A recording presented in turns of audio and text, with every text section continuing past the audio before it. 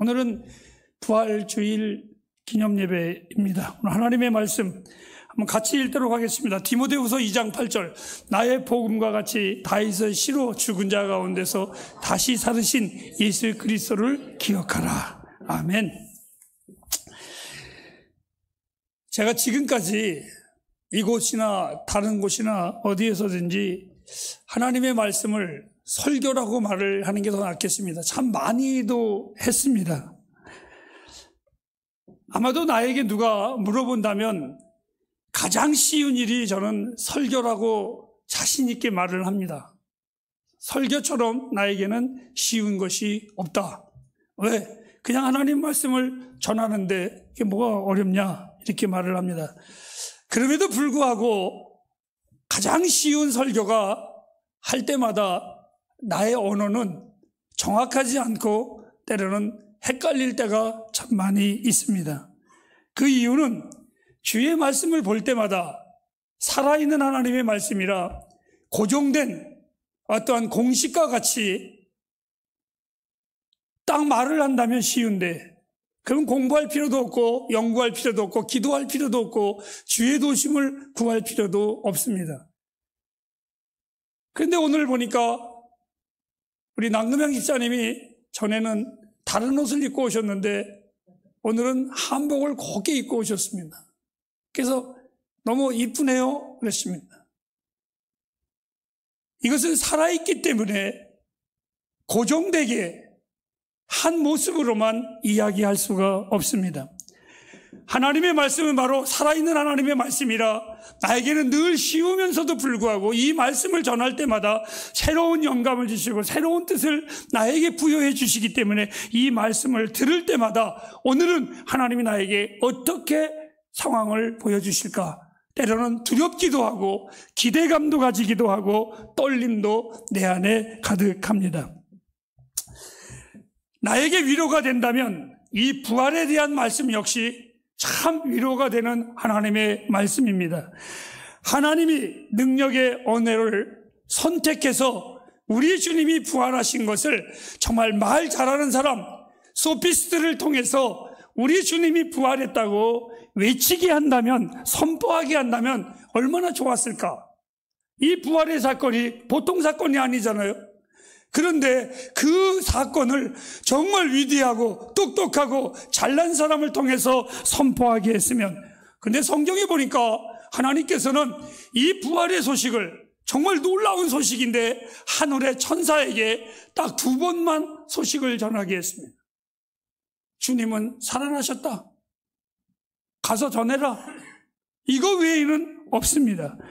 그런데 모든 부활의 시간에 하나님께서는 누구를 통해서 역사하냐면 미천한 인생들을 통해서 부활하심을 허락하셨습니다. 무덤의 여인들을 통해서 주님 부활했다고 알리라고 하셨습니다. 때로는 제자들에게, 숨어있는 제자들에게 부활했다고 주님 말씀하셨습니다. 심지어는 우리 주님이 승천하시는 사건도 보통 사건이 아님에도 불구하고 미천한 일반 시민들 500명의 사람들이 지켜보는 가운데에 정말 우리 주님께서 부활하심을, 승천하심을 보게 하셨고 외치게 하셨습니다. 이런 거를 보면 그냥 보편적인 언어이라고 말할 수가 있지 웅변적인 언어로 우리 주님은 말씀하시지 않았습니다. 우리 주님이 무덤에서 다시 살아나셨다라는 사실 외에는 더 이상 더할 것도 없고 말할 것도 없습니다. 늘상 부활절만 되면 제가 이런 얘기합니다. 어느 목사님이 설교하시는데 예수님 진짜 부활했습니다. 그건 가짜입니다. 부활하셨습니다, 여러분.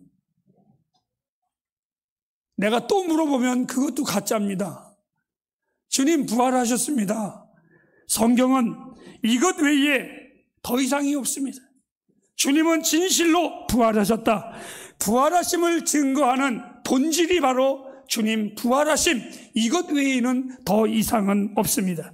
저는 그래서 이 부활절 설교가 나 역시도 길으면 안 되기 때문에 못 믿으니까 길어지는 겁니다. 주님 부활하셨는데 내가 무슨 말 따라합시다 더 하리요. 마시려고 해도 좀 양심이 있어서 조금은 더 하겠습니다. 바울은 사랑하는 후임자 디모데에게 진리를 전파해야 되고 복음은 절대로 변질되면 안 된다라고 당부하고 또 당부했습니다. 왜 이렇게 디모데에게 당부를 했느냐? 디모데 시대에 기독교의 교리를, 진리를 많은 사람들이 좀 더 세련되게 전하기 위해서 철학과 아름다운 언어, 그리고 마치 고상하고 교양 있는 어떤 그러한 현인들로 하여금 멋있게 보이기 위해서 사상과 사색으로 하나님의 말씀을 계속해서 혼미케 하는 자들이 참 많이 있었습니다. 그것이 그때뿐일까요? 아닙니다. 오늘날 시대에도 보면 역사는 돌고 돈다고 오늘날 많은 설교자들이 하나님의 말씀 역시 그렇게 전하고 있습니다. 예를 하나 들어본다면 나의 선배 목회자들은 사실상 컴퓨터도 모릅니다. 그리고 SNS라는 것도 모릅니다. 그들은 심지어는 오늘날 한참 떠드는, 너나 나나 떠드는 AI도 모릅니다. 저도 모르겠습니다. 그런데 여러분, 그분들은 오직 하나 주님만 찾았습니다. 우리 선배 목사님들이나 선배 신앙인들은 곳곳마다 산에마다 기도원 만들었습니다. 그래서 심지어는 이런 얘기까지 했습니다. 대한민국 사는 곳곳마다 절이 없어지고 이제는 기도원이 생겼다고. 그리고 그것만이 문제가 아니라 곳곳마다 그 기도원의 사람들이 얼마나 많은지 모릅니다. 미어 터졌습니다. 그런데 지금은 어떻습니까? 기도원이 거의 다 문 닫았습니다. 기도원에 가지 않습니다. 이 말은 기도하지 아니하고 다 사라졌습니다. 그런데 지금도 우리나라의 많은 목회자들이 이런 곳에는 자리에 차지합니다. AI 설교 시대, 인터넷 설교 시대, 과학으로 인한 교회의 프로그램, 이런 것에서는 많은 목회자들이 어떻게든지 그곳에 앉아서 그곳에서 무언가를 배우려고 합니다. 더 나아가서 우리 선배 목사님들은 학력도 없었습니다. 정말 무식했습니다. 다른 것도 없습니다. 학위도 없었습니다. 그런데 우리들은 어떻습니까? 어떻게든지 학위를 가지려고 합니다. 어떻게든지 좋은 학력 가지려고 합니다. 말도 얼마나 아름답게 하는지 모릅니다. 저 같으면 무식한 말을 해도 그들은 그렇지 않습니다. 여러분, 가서 복음을 전파하십시오. 입술이 부르트도록 전파하십시오. 나는 이렇게 설교한다면 오늘날 매끄러운 언어를 가진 목회자들은 그렇게 말하지 않습니다. 사랑하는 여러분, 세상을 품으십시오. 이렇게 말을 합니다. 너무나 아름답게 말하고 너무나 좋은 학력들을 가지고 있고 좋은 이력들을 가지고 있습니다. 교회의 모든 사역자들의 이력을 보면 얼마나 그 이력이 긴지, 얼마나 화려한지 모르겠습니다. 저는 그 이력을 볼 때마다 이렇게 말합니다. 목회 안 해도 먹고 사는데 지장 없겠구만. 왜 한대? 사랑하는 여러분, 새로운 시대에 맞춰 나가야 한다고 합니다. 심지어 어느 목회자는 이렇게 말합니다. 현 시대는 구약의 그 구식의 만나가 아니라 이제는 새로운 만나, 새로운 것을 먹어야 한다라고 외칩니다. 여러분, 부활은 우리에게 어리석은 말입니다. 부활은 아름다운 말이 아닙니다. 부활은 정말 고귀하고 존결한 그러한 언어도 아닙니다. 오늘 그러한 모든 언어들은 어찌 보면 어리석은 본체를 잃어버리고 그림자를 쫓는 자들의 행태라고 말할 수가 있습니다. 여러분, 고린도전서 15장 3절과 4절, 바울은 뭐라고 복음을 이야기했는가 한번 읽어보시기 바랍니다. 시작. 내가 받은 것을 먼저 너희에게 전하노니. 이 사람은 여러분, 헬라 시대에 바울처럼 위대한 철학자 없었고 바울처럼 위대한 믿음의 청년이 없었습니다. 지식의 청년이었습니다. 심지어 이 사람이 예수를 믿음으로 말미암아 철학의 모든 기둥이 송두리째 무너졌습니다. 그런 이 사람이, 그 지식의 최고봉을 가졌던 이 사람이 말을 합니다. 내가 받은 것을 너희에게 전하노니. 이는 철학대로가 아니라, 책대로가 아니라 성경대로 그리스도께서 우리 죄를 위하여 역사하시고가 아니고 죽으시고, 4절 말씀입니다. 그분이 멋지게 능력으로 나타나신 바가 된 것이 아니라 죽은 모습 장사 지난 바 되었다가, 여러분 역사에 놀라운 과학의 힘으로 기적을 보이신 것이 아니라 성경대로 정말 멋대가리 없는 말, 아무도 믿어지지 않는 말, 성경대로 사흘 만에 다시 살아나사. 여러분 이것이 바로 복음이라고 바울은 외칩니다. 정말 세상과는 매력 없는 언어입니다. 죽으시고 장사 지내고 부활하셨다고, 이것이 얼마나 멋대가리 없고 재미없는 말입니까? 이것이 얼마나 쓸데없는 말입니까? 바울은 고린도후서 15장 15절에서 19절까지 읽어보면 그는 더욱더 강하게 말을 합니다. 뭐라고? 강력하게 그리스도의 죽으심과 부활, 이것을 바울은 엄청나게 계속해서 전합니다. 내가 전할 것이 있다면 그리스도께서 죽으시고 다시 살아나신 것 외에는 전할 것이 없느니라. 이것이 복음이라고 그리고 견고합니다. 논쟁하는 이 에베소 교회를 향하여 디모데를 통해서 바울이 말합니다. 믿음을 무너뜨리려고 하는 그 잘못된 자들에게 너는 휘둘리지 말고, 디모데야, 예수 그리스도가 다시 살아나셨음을 잊지 말거라. 잊지 말거라. 이것이 교회의 본질이고 우리 신앙의 본질이라고. 사랑하는 햇불 가정 여러분, 주님은 다시 살아나셨습니다.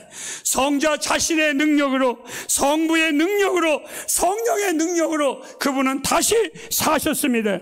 누가복음 24장 39절 말씀에 주님은 제자들에게 말했습니다. 나를 만져보라고. 이것이 얼마나 놀라운 증거입니까? 부활하신 그분은 단순히 영이 아니라 24장 29절 말씀에 보면 이렇게 말했습니다. 너희가 보는 바와 같이 나는 이렇게 부활하였느니라.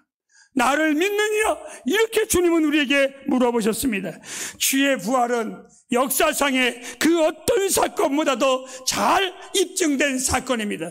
누가 믿지 않든 누가 믿든 우리 주님은 확실한 것은 부활하셨습니다. 우리를 위하여 대신 죽으신 그가 우리를 위하여 다시 사셨습니다. 예수님께서 십자가에 죽으심은 그 자체가 목적이 아니라 그분은 부활하셨습니다. 왜요? 우리도 부활할 것이기 때문에. 그리고 주님은 우리로 하여금 그냥 계신 것이 아니라 그 주님이 승천하셨습니다. 왜요? 우리로 하여금 그 나라를 인도하기 위해서 주님은 승천하셨습니다. 사랑하는 햇불 가정 여러분, 이 나의 구원은 그냥 장난의 구원이 아니라 나 박용환이의 구원은 정말 놀라운 하나님의 강력한 표시입니다. 나는 그날에 내 주님과 함께 거할 것입니다. 그것이 우리의 소망이고 우리의 소망이요 희망입니다. 아니, 오늘 성경 요한복음 14장 19절 말씀에 이렇게 표현을 해놨습니다. 다 같이 한번 읽어보시도록 하겠습니다. 시작. 조금 있으면 너희들 너희는 나를 보리니 이는 내가 살겠고 너희도 살겠습니다. 만약에 여기 조금 있으면 세상은 다시 나를 보지 못할 테이다. 너희는 나를 보리니, 만약 이는 내가 살았고 만약 너희도 살겠습니다. 만약이라는 단어는 과연 쓸 수 있는 말일까? 우리 성경에는 만약이라는 단어는 쓸 필요가 없는 단어입니다. 여러분, 우리 주님이 부활하셨습니다. 그래서 만약 여러분들도 믿으면 부활하실 겁니다. 여러분, 그거는 가짜 복음입니다. 우리 그리스도인들은 만약이라는 것은 없습니다. 주님은 이렇게 말했습니다. 내가 살았고 너희도 살겠습니다. 이것이 확신하시기를 바랍니다. 여러분, 이 만약이라는 것은 쓸 수 없는 말. 주님이 부활하시지 않았다면 우리의 믿음도 우리의 전함도 다 헛된 것입니다. 예수의 부활은 그날의 우리의 부활의 증거입니다. 이제 마치겠습니다. 이 부활에 대하여 내가 무슨 말을 더 할 수 있겠습니까? 우리에게는 부활하신 능력의 구세주가 계십니다. 햇불 가정 여러분, 이 사실을 절대로 잊지 마시기를 바랍니다. 죽음을 이기신 예수 그리스도, 이분이 나와 여러분의 구세주 주이심을 확신하시기를 바랍니다. 우리의 삶에 여러 가지 시련이 온다고 할지라도 땅에 이루어지는 모든 것들 때문에 절대로 기죽지 마시기를 바랍니다. 아플 수도 있고 고난을 당할 수도 있고 슬픔을 당할 수도 있고 억울함을 당할 수도 있습니다. 하나, 여러분, 그것 때문에 우리가 영원히 죽을 인생들이 아니라 우리는 그 위에 계신 부활의 주님과 함께 살 우리들입니다.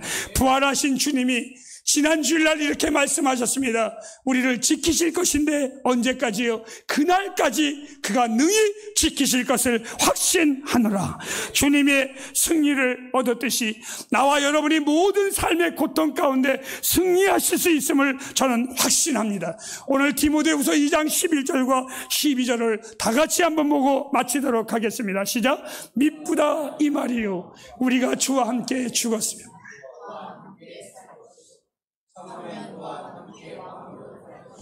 우리가 주를 부인하면 주도 우리를 부인하실 것이다. 우리에게는 어떤 환경에서도 소망이 있습니다. 그 이유는 딱 하나, 주님 다시 사셨습니다. 기도하겠습니다.